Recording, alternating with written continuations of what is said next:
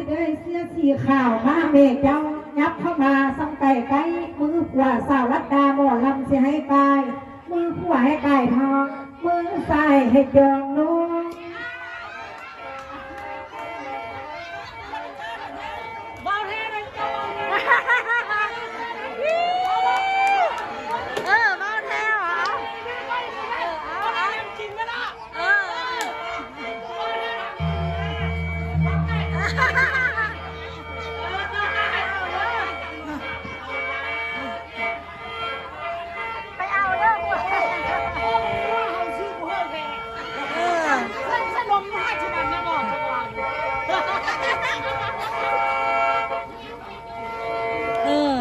ข้าเจ้าบอกว่าให้ไปบุ้งน้ำเมียเลยโอ้น้องเป็นแม่น้องเกียสิได้คันได้สาวลำรักกาน้องก็แก่น้องก็รออดก็ได้มือขั้วใส่ในองค์นั่นนอยกเงินมาป้อนใส่คายขันโอเจ้าพัดยองเงินต้นใบสาวทำมายืน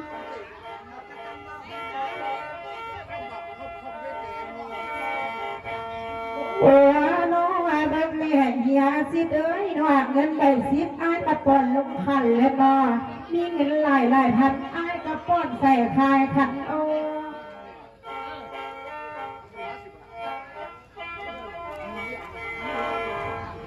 โอ้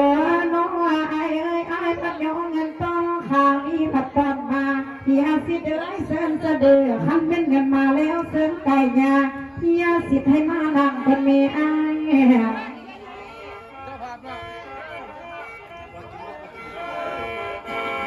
โอ้น้องไอ้เอ้ยมาไม่ไอ้เส้นไอ้มากินเบียร์เส้นไอ้มากินเหล้าของมึนเมาน้ำบ่อลังจันพลังสาวรัดดาน้องใหญ่เกียเห็นสักแก่เข้าบ้านทางอ้ายเด็กที่คุยหลายเมีย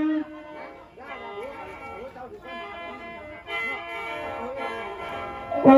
น้องไอ้เกียสิได้มาไม่อ้ายมาลงสาวต่างบางใจบอกว่าบ่ได้ขี้สร้างมาเดี๋ยวนี้คันเป็นใจบอกกล้าบ่เอ็มซ้ำง่ายค่ะไปเองแหละเข้าไปนี่ก่อน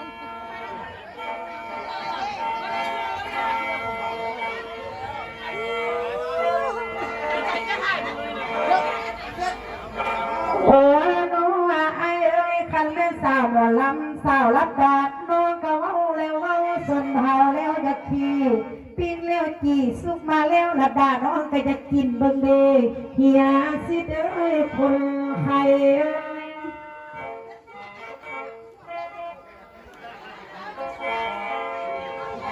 โอ้น้องนะไม่อายสาวหมอลำรัดดาน้องนี่มาซ้ำมือนี้น้องลงน้ำก็เม็นลงยาป่าได้เน่ลงน้ำก็เม็นลงยาเขา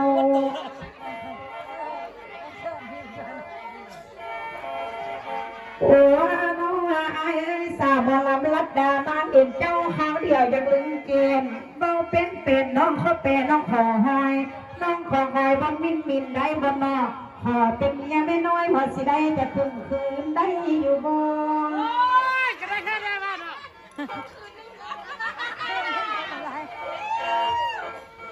โอ้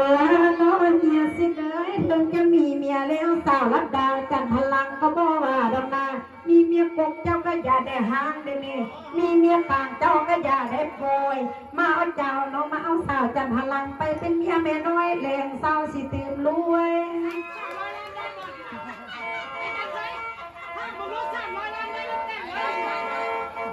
ลงข้างรองเลย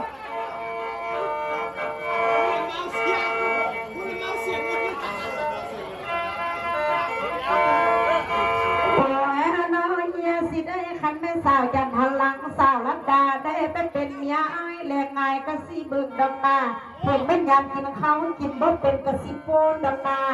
คันเป็นยาสิบเจ้านางก็รับสาวรัดดาจันทลังน้อยก็มาสีโกงพิการแล้วนะโอ้น้อยยาสิได้เสียวแก่นสอกซ้อนขอเจ้าเป็นใส่หมอนเพิ่งย้ำหนาวก็สิตุนย้ำอ่อนสิแกงดี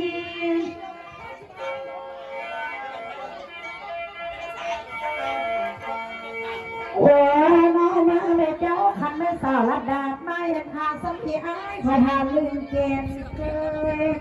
เลยมึงงามเดือ